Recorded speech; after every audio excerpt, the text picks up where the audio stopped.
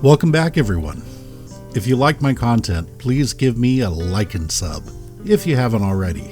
The internet tells me it helps with the YouTube algorithm, and it sure does make me feel loved. Hugs. So a couple days ago, I read an article about the future of James Bond casting, and there's been an interesting development that has come about. This is the idea of a James Bond being non-binary. There have been articles aplenty about the possibility of a person of color James Bond, and even a James Bond or Jane Bond, if you prefer. Now, the latter has been shut down by James Bond producer and co-owner of Eon Productions, the company behind the James Bond franchise, Barbara Broccoli.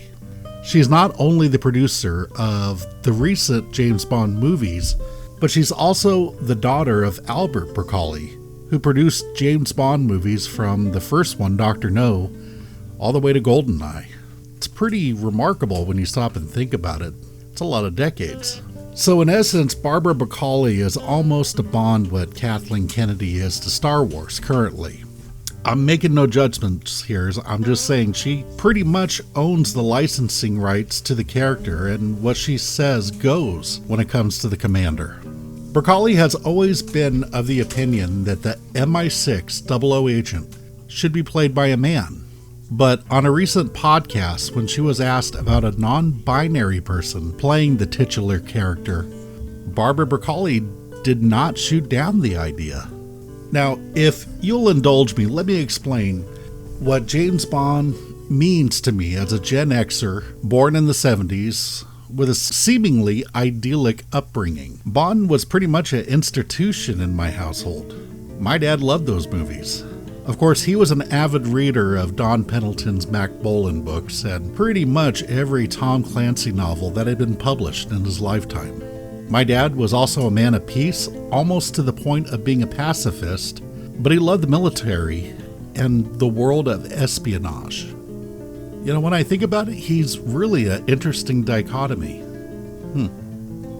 So what that meant is when it was on TV, we would watch a James Bond movie. And I grew up loving this character. He was a testament to cunning and luck, kind of like a highfalutin Han Solo. I dug the franchise so much that as an early adult, I made it a point to watch all the movies again, including the non-canon remake of Thunderball named Never Say Never Again. In my watching and later rewatching of the Bond movies, my opinion is that all the actors contributed to the legacy of this legendary character. Now, I'm referring to actual Bond actors, no offense to Barry Nelson or Peter Sellers, both great actors in their own right. So let's start off with Sean Connery, the progenitor of the James Bond, and he filled this character with a sense of determination and confidence.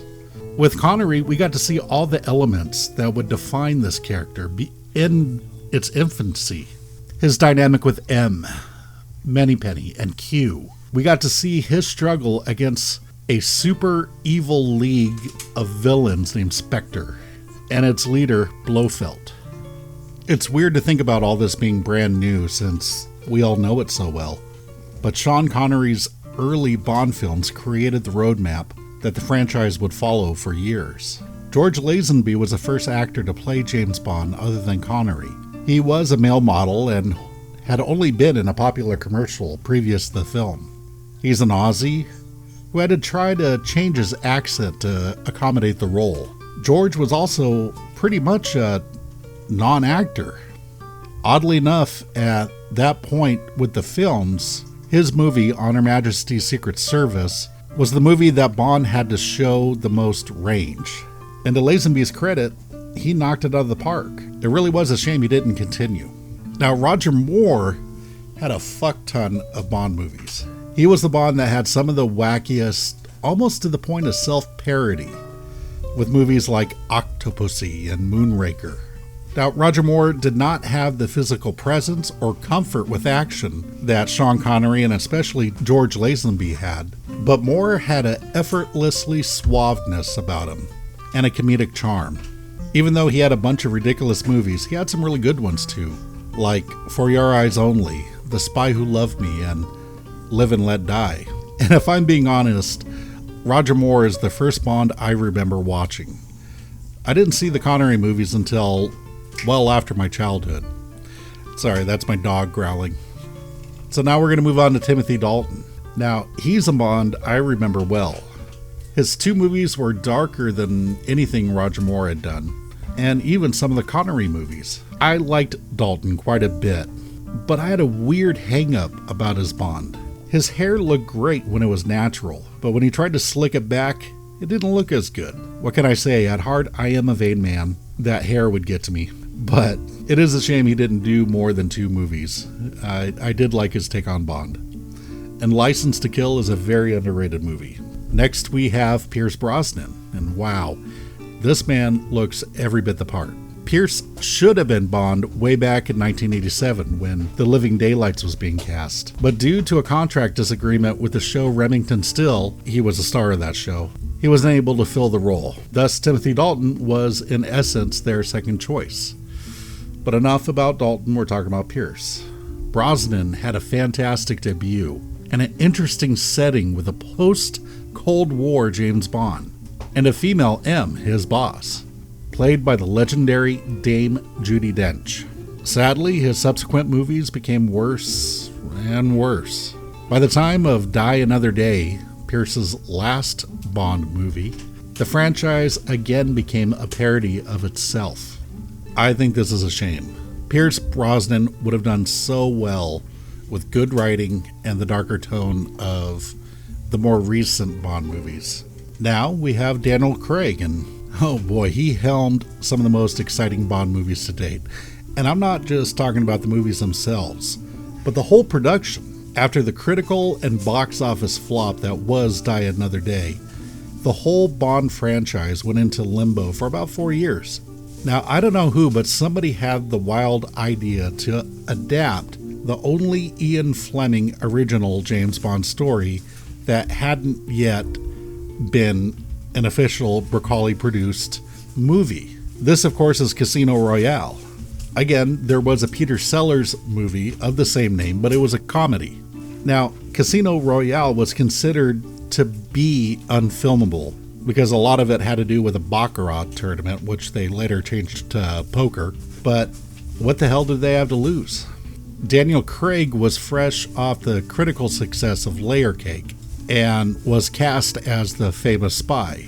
To say the reaction to Craig's casting was mixed is a massive understatement. British James Bond fans lampooned the actor with everything from he's not good looking enough to his hair color, calling Craig the blonde Bond. Of course, the promo photos of Craig in a tux and the gun really didn't do favors. Danielle's hair was a little bit too long for the picture. It just didn't look right, again with the hair. But by the time the movie came out, he pretty much quieted all the critics. Daniel Craig's Bond was a reboot of sorts, and he wasn't even a 00 yet, though he earned it pretty quickly in the movie, like the opening credits. This Bond was brutal and more realistic than we had seen previously. There was no Q, no gadgets, no supercars, or Moneypenny, and it was fucking awesome. The best part of the movie was Bond's process of becoming Bond. Not only his rise through the ranks of MI6, but seeing the emotional trauma that he endured that led him to be such a closed-off person, the one we all know. Daniel Craig's run fully reintroduced all the normal Bond tropes back into the franchise again. We got a Q, we got a Moneypenny, we got a group kind of like Spectre, but not Spectre, named Quantum. But that, of course, was a placeholder because we eventually got Spectre and even a Blofeld. Supercars came back and vodka martinis that were shaken, not stirred. We also got things we never expected, like a woman 007. Now, mind you, this is not a female James Bond or Jane Bond, but a new character with the designation of 007. Lastly, we got to see a first, which was, and spoilers if you haven't seen No Time to Die, we saw the death of James Bond. But at the credits, it said he would return, so I'm curious how that's going to work. They'll think of something. He jumped off the island at the last minute and they found a cure for the nanobots, or I don't know, something. They'll think of it. The movie I just mentioned was the last of Daniel Craig's term as the super duper spy. As of the time of recording, a new actor has yet to be cast. Like I said at the beginning, Barbara Broccoli is against a female James Bond, but apparently she's not 100% against a non-binary iteration of the character. So this does raise the question, what exactly is non-binary? Truth be told, non-binary means different things to different people. But in essence, it is someone who doesn't identify as exclusively male or female. In all honesty, this is something I really had to research before making a video, and it's kind of fascinating. At first, I confused gender with sex, but they are different.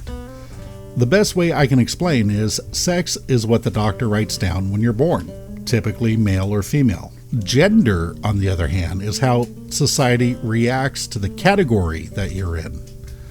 There are gender norms, like women can wear pants, skirts, or dresses, and guys normally just wear pants, kilts being the exception. Oh, yeah, as my wife just said, shorts too. Now, that is a way beyond basic example of a gender norm. This dovetails into gender identity. And as far as I can tell, again, it's how you identify yourself. For me, my sex and gender are male, and I identify as the same. So in my case, my sex, gender, and my gender identity are all in alignment. But this isn't the case for everyone. Some can be born as a man and identify as the opposite, and vice versa. This is normally referred to as transsexual. Non-binary is different though.